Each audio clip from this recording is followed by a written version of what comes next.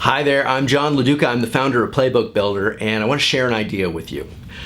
We call it pre-boarding. So, you know when you're getting on an airplane and they have kind of a pre-boarding effort to get you kind of acquainted and get you oriented before you hop on the plane, there's just like a little process that goes on. We typically don't do that with our employees, not small businesses, we don't. Most of the time what happens is it's the first day and the person, if they're on premises, because there's no mask wearing and COVID, they're sort of ushered around, introduced to people, and it's like drinking from a fire hose. And that first 90 days is usually pretty rocky, and while they're trying to get acclimated and get enculturated, fall in love with the brand, while they're learning how to do their job, there's a chance that there's not a stickiness factor that's happening, that they're not getting bonded with the firm, that their belonging doesn't connect. And so sometimes we lose people within that first 90 days. Worse is that they stick around instead of leaving, and they are an underutilized asset. They're not capable for longer and longer periods of time because no one invested and mentored them because everybody was too busy. Sound familiar? It's happening everywhere, and you're not alone, and you don't have to feel any shame about it. You're like most small businesses. You have a fire in the kitchen, taking care of a brand new recruit who's right out of college or trying to come on board. Might seem like a distraction to you, but you know it can't be. You know that they're the investment. They're expensive if they're not utilized properly. You spent time and energy, treasure, resources to recruit them. You want them to love it. You want them to be a part of it. You want them to fall into the place and be able to maybe take over from you, but you're not apportioning the time because you don't have it.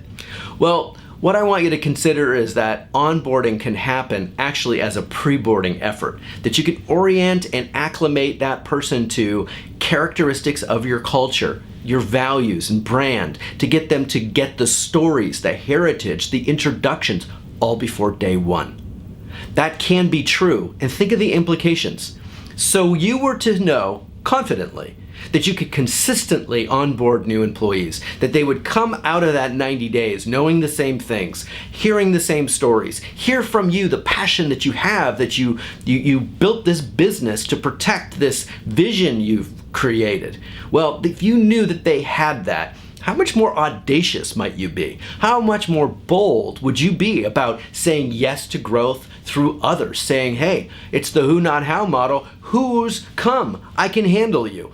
I can bring you in and organize and marshal your gifts and resources to create this greater vision. How much more vision would you have if you knew you could build an army and within 90 days get them all rowing in the same direction? It would transform a lot of things for you. Second, how much more confident would you be about letting someone go if you knew that they were well trained and they were still deficient, that they were still not stepping to the plate because of their own choices? Because most of us as quick start, high energy entrepreneur business owners are delegating and training on the fly. We call it drive-by delegating, right? Like, here's some stuff and I gotta go. Well, that's not really doing that person any service. And I know I did this, where I would struggle with letting someone go for 6 months, 9 months, because I'd worry that it was my fault. That the reason that they were struggling was probably because we did a crappy job of onboarding them. But knowing that we could train them and orient them consistently, I would know. I got 4 people, they all started on the same date. This person's falling behind, these 3 are doing great. I know it's not the training. So let's get engaged with this person and see if we can troubleshoot it, because I'm real clear it's this person, it's not us. And now I can figure out much faster, does this person belong on somebody else's bus or not? And so this is a huge value to you, is to take out of your brain the idea that you're gonna have someone fall in love with the company because you gave a rousing speech, and then next Wednesday you have to turn around and do it again, and you have to make sure they have all the paperwork. And I mean, let's just get this out of your head. Let's just get it out of your head, turn it into a corporate asset so you can say yes. Onboarding new people is the lifeblood of your organization. These people bring so many gifts, but you've got to get them to be a part of your tribe.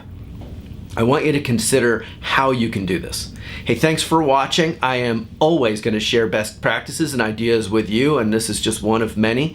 So keep watching and click and share and do all that for me, because I'd love to get the word out there so other business owners can start thinking about this too. It's important.